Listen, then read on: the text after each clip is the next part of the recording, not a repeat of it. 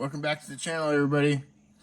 Today I wanted to share with you part 2 of the CAC submission results. This is the other half of the 38 coins I sent in. This first one here is a beautiful blue and red toned 1879 proof dime in proof 65. Since this is a small coin, we'll go ahead and zoom in a little bit. Really nice mirrors on it, nice color. The bust device is maybe a little bit dark. This coin, I thought they would like. You got a little bit of chatter right around where it says 1 in dime. Reverse is probably more of a 64, but really high eye appeal coin nonetheless. And this one they did not like. And like I was saying in the last video, just because the coin doesn't pass doesn't mean it's not a great coin. There's another example of that. This next one is a surprisingly tough date in gem with full bell lines. It's a 1960 Franklin. Really beautiful blast white. Very little contact marks. This is one that I had damn near a lock that it would they would accept it. And really nice full bell lines. No spotting.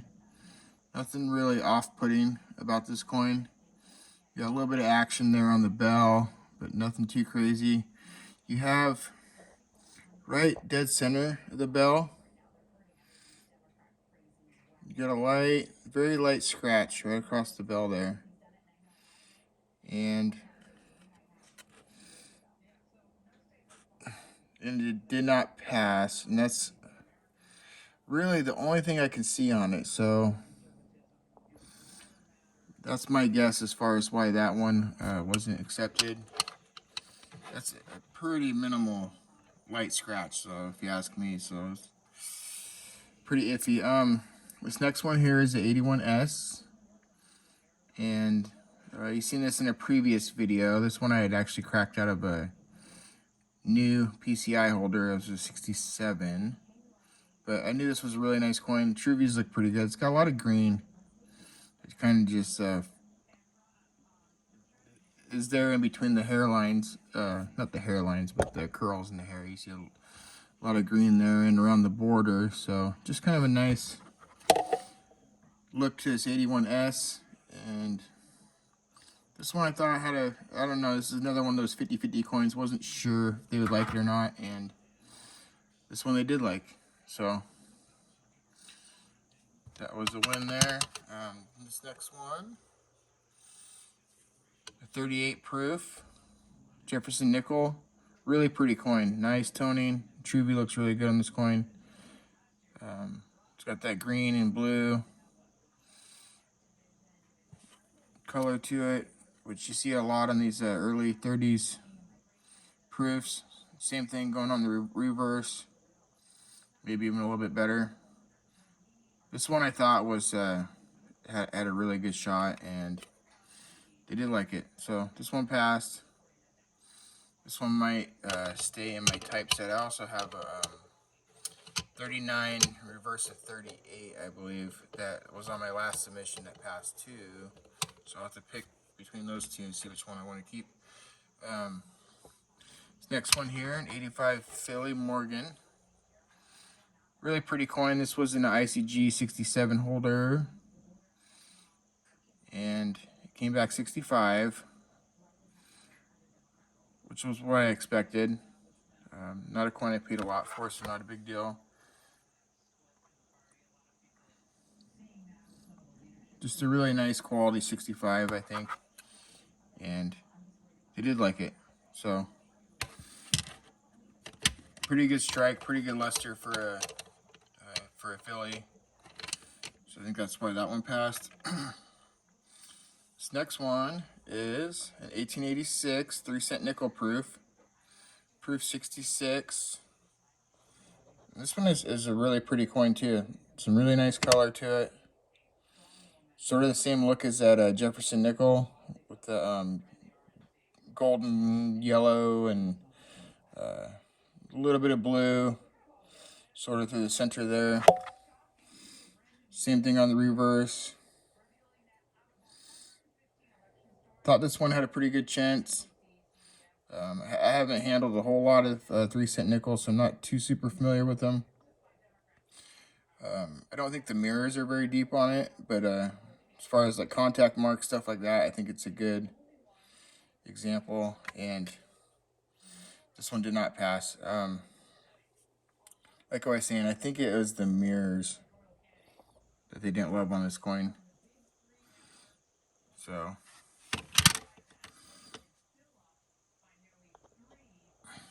what's going on here? Sorry. Had a thing pop up on my phone there for a second. Hopefully shut off. Just bear with me for a second. I don't want to start over. Okay, next one is a 1919 Mercury dime. It's a 65 full bands.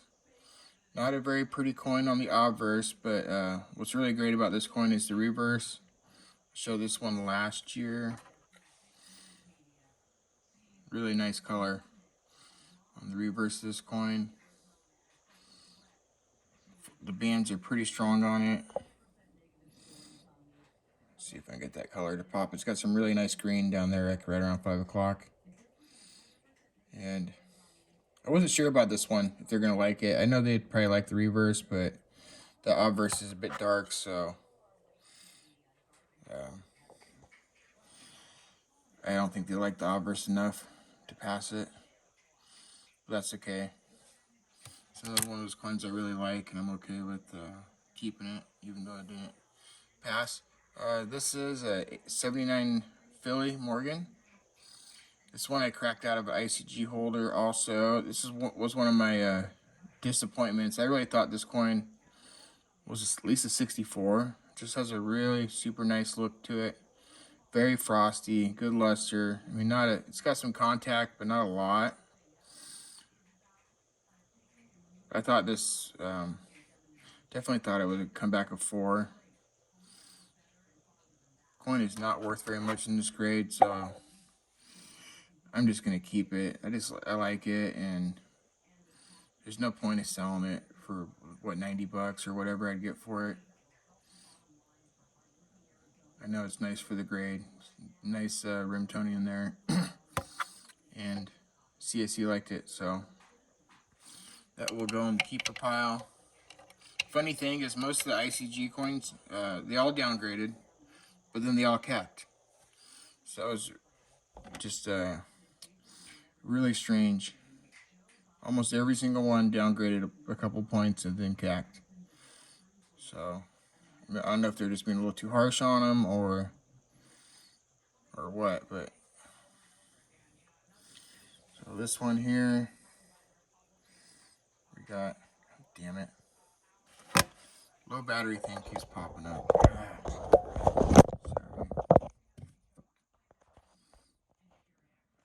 I'm just gonna hold it the rest of the time. God damn it. I really don't want to start over this video. Okay, so this is my pattern, 1869. Standard silver quarter. This one, I showed you the other one from the same series that was aluminum. This one is silver, and this has a rarity of like 5.4, I believe. And I had a feeling one of the two would pass, at least. And this one passed, so that's cool. It's my first CAC approved pattern. It's one of my favorite coins, being a quarter guy. Gotta have me a quarter pattern. We got a 1921 high relief piece dollar. Really nice original look to it. Got a little bit of toning. Just kind of adds to that originality. A little spot there right about 10 o'clock, but tiny, minimal. This one I thought had a good chance too. And it also has another one there right about 6 o'clock.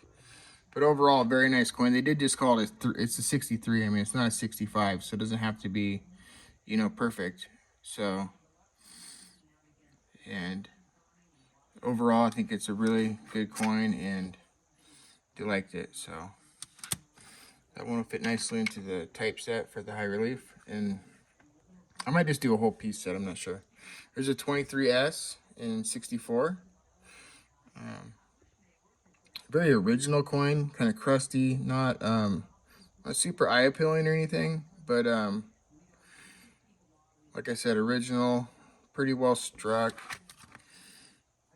And a lot of times Cac does like coins like this, although I have heard him talk lately that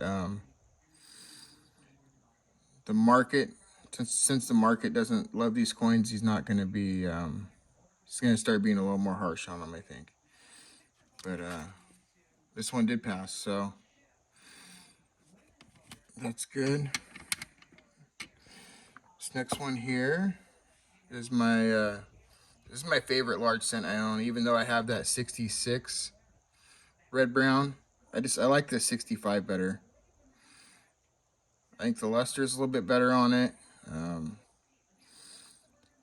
The red is not so bright. It's just kind of more natural looking. And the reverse is toned. Just not a lot of marks. This is a 65 red brown. This one I was really hoping that they would pass. My only issue was right there, dead center on the reverse. I like it, but I just wasn't sure if they would. And I knew I was going to be really bummed out if this one didn't get accepted, and it did not. So pretty bummed about that. Really hard to get Cac on these. Once you get up to that gem grade on these early coppers, super tough. Next one here is for my seated quarter set. 1876 Philly. One of the easier dates, but in gem it is tough. 65. This coin has a really nice original look to it, and not a lot of contact. I thought this one had a really good shot at passing,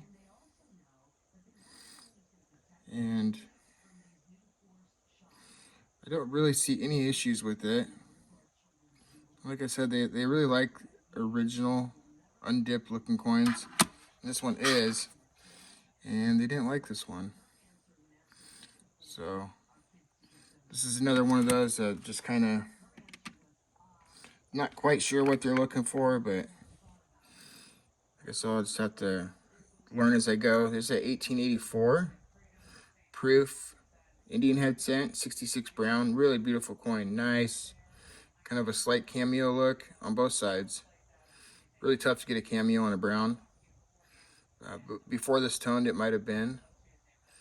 Super clean.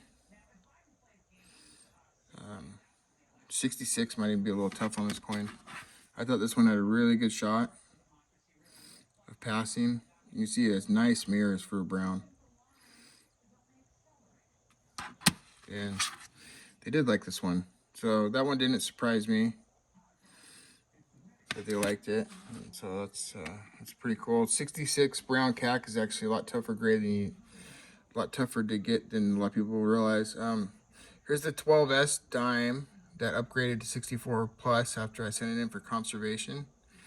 And I wasn't sure if they're gonna think this was, you know, since it's been conserved, if it was kind of cleany looking or not. Although I think the coin looks really nice, I'm just not quite sure if they would like that look or not. And they did.